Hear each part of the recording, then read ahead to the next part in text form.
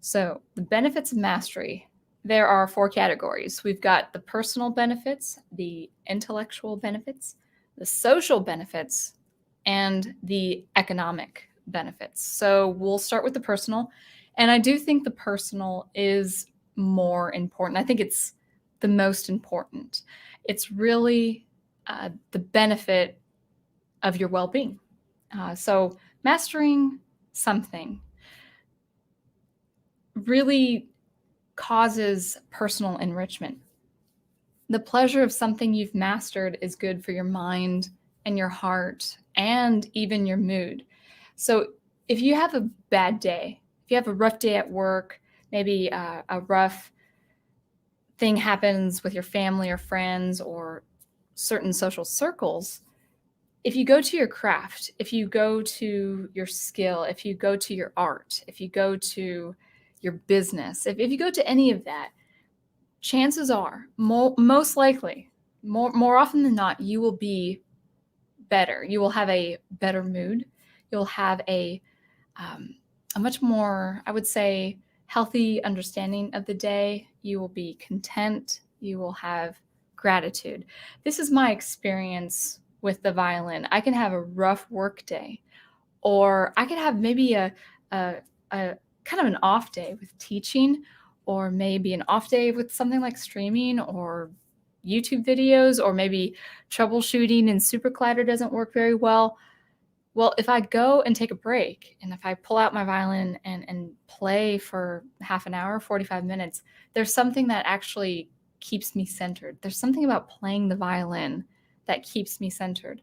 Part of it is because I've been doing violin for almost 25 years now, and I have mastered the instrument, and there's something about being able to produce a beautiful tone, the physics of violin playing, the way the violin feels under my fingers, the way it sounds to my ears, the motion of the bow and the motion of the arm, of the right arm and the left hand, and the kind of the shrugging of the shoulders if you're playing something really expressive. All those little things are good for my mood and my well-being. It really does keep me centered, especially when I play freestyle and I'm just doing some freestyle stuff in the bedroom, or if I'm playing a classical piece like a classical concerto or a sonata or even an etude. But there's something about playing the violin that really keeps me centered, even when times are tough, when you're having a bad day. And so personal enrichment is part of your mastery. And I think, at least in my experience, it can be part of your everyday, no matter the day, no matter the hard times, no matter the good times, it will always keep you centered. So personal enrichment is one benefit of the personal benefits. The next benefit is being versatile. So mastering your craft, or having mastered your craft, allows you to be versatile in different things. Now, I can only use my example as a musician, as a violinist, but maybe you have something as an artist or a business person, whatever the case may be. So for violin, I range from classical to freestyle. So I can play all the way from music from the 1500s, going all the way from there to classical as we know to be Mozart, Beethoven, Mendelssohn, to the late Romantic composers, to the Impressionistic composers like Debussy, Satie, and also to the modern times with, let's see, what was good? Oh, John Corigliano. He's written a great violin sonata. So I can go from, I can cover centuries of music, of Western style classical music, but then I can do popular music. I can do jazz music. I can do violin live processing with my electronic music. I could do fiddle. I could do bluegrass. I could do Irish. So I could do Irish fiddle. I could do American fiddle, the traditional bluegrass, the traditional mountain music, or the old time country music. So I can range from all sorts of styles and all sorts of nuances and expression, because I have mastered not just the instrument, I have mastered my musical sensibilities. Another personal benefit is the ability to establish amazing goals for yourself, but have these amazing goals be feasible, doable, achievable. What do I mean? Well, as an example, if I hear a piece that I like, let's say I hear a violin piece I had never heard before on YouTube, and it's quite advanced. Well, because of my mastering the instrument, I can read a piece, even if it's technically advanced, I can read and learn the piece on the spot. Of course, it would take practice. It would take a few goes, a few rehearsals to get to that performance stage. But I can learn difficult things rather quickly, and I can hear a piece of music. I'm like, oh, I'm going to play that, and I'm going to learn that, and it's going to be fine. It's not going to be something that's going to take another 5 to 8 to 10 years, as it had been when I was practicing mastering my craft or mastering my instrument. So those are the personal benefits. The intellectual benefits, that's the second item. You build intelligence. You keep building intelligence while you have mastered your craft and are progressing. It's like compound interest. It just is compounded all the time. No matter how old you get, no matter how experienced you are constantly building your intelligence. Not only that, you are building your intellectual tenacity. You are staying disciplined. You are staying focused. You've probably expanded your attention span. You've probably been able to establish something of the cerebral muscle, but maybe the physical muscle. So for instance, playing the violin is actually quite a physical thing. It doesn't require breath like a singer or that stamina of breath as in, playing the tuba, but there still is a lot to do with breathing and expression and articulation. There's a lot of finger motion and flexibility. There's just a lot of motion from your core, almost like you're a dancer. You do need to have posture with your shoulders pulled back and your chin is up and you're poised, almost like you are ready to perform dance, like dance, ballet, whatever the case may be. Probably not physically as strenuous. It's not as physically as strenuous as ballet, for instance, but you do have that ability to be flexible, have that muscle memory, have that coordination.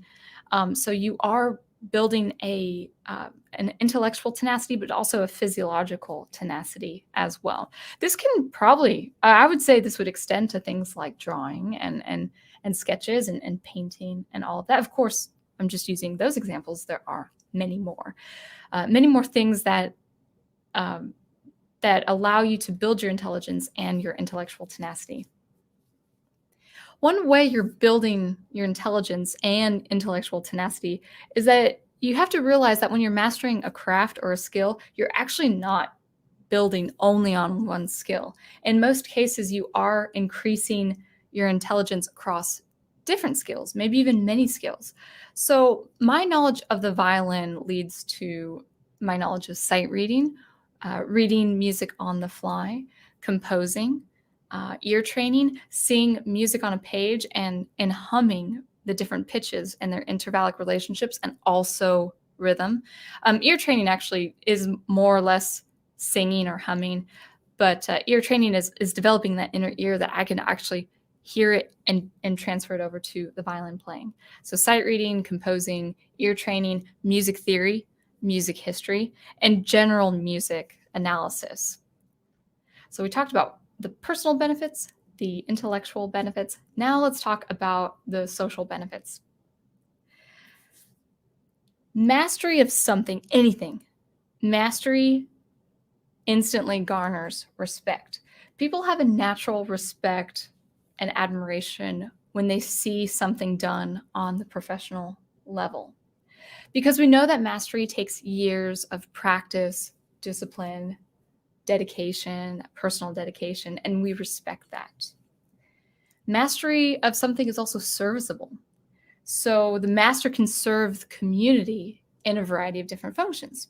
So for musicians, we can attend church gigs, we can do worship, musicians are definitely wanted during Christmas time, for Christmas performances and things like weddings and all those social events where, musicians are wanted. Mastery of a musical instrument is serviceable, but, mastery of art in general is also serviceable. So, you who illustrate, you might illustrate sketches, but you might also go across to provide concept art for different people, concept art for writers, concept art for filmmakers, and see where your skills serve people in that regard. You could be the business person where you have a knack for different things. You have talent for business. You have an eye and an understanding for business, where you can also that could also involve interdisciplinary skills that cover many different kinds of projects. The final social benefit is that mastery brings delight to other people. That benefits the other person. I the times I did perform, people would come up to me and say, "Oh, you just played that so beautifully. You really made my day. You really made my afternoon. You really made the setting of this wonderful experience I had." So I think that's the best part of the social benefits, is that it your craft, your ability to do something actually provides service and benefits to other people. And then finally, the economic benefits. So, best part of having mastered the violin is I can teach violin and I can perform as a violinist. Not so much since 2020. I would say before 2020, it was really a thing where I would be getting these emails for different studios across central North Carolina saying, "Hey, we're in need of a violin instructor." And actually, even during the pandemic, people needed violin instructors, which is awesome. I thought music lessons was gonna, well, anything, any extracurricular thing, if it costs money, is usually the first thing to go.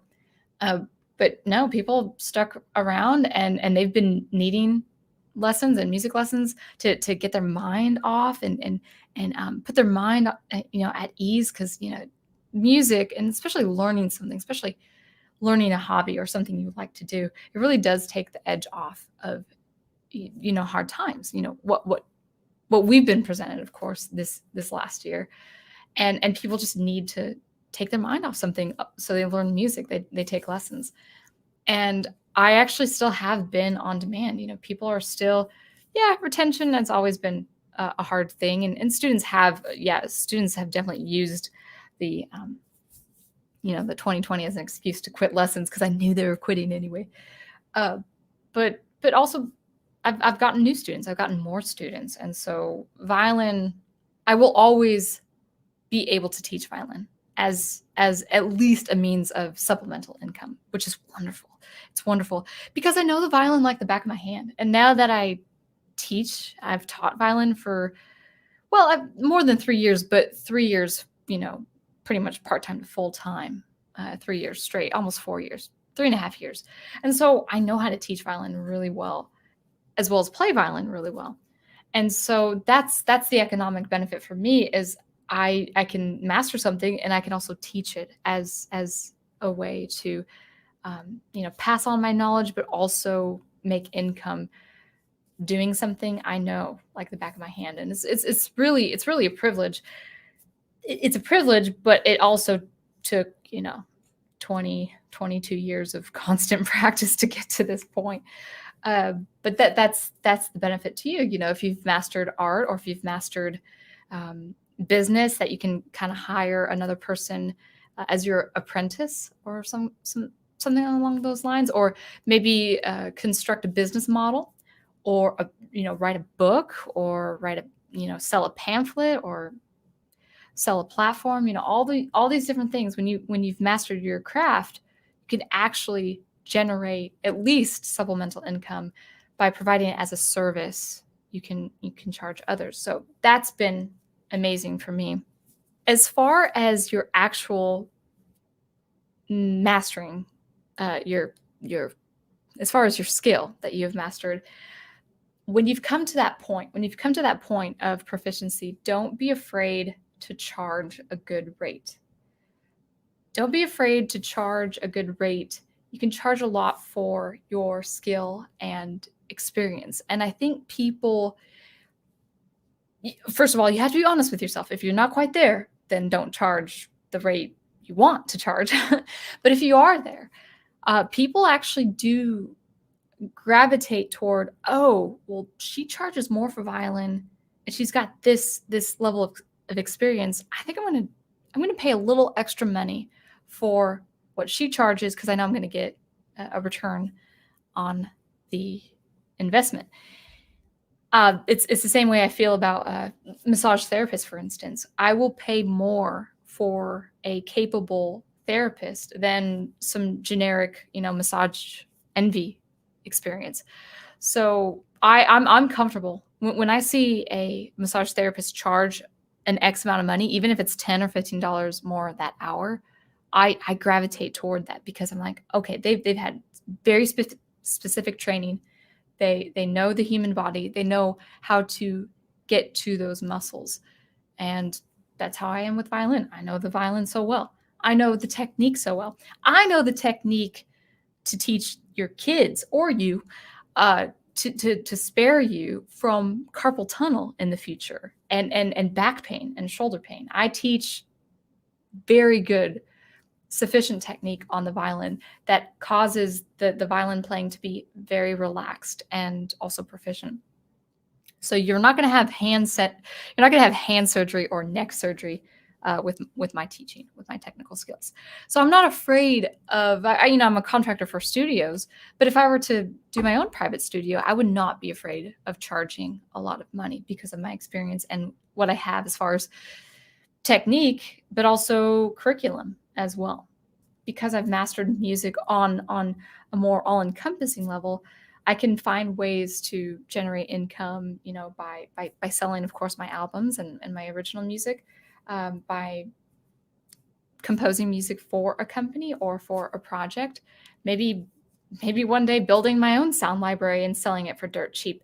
I know how to transcribe. I know how to write in the music software. I know how to make music very, very presentable where I could sell a violin score for $1 or $2. So I can make videos on violin lessons and create CD accompaniments, music accompaniment that includes like a drum kit or a piano or something like that helps the person along.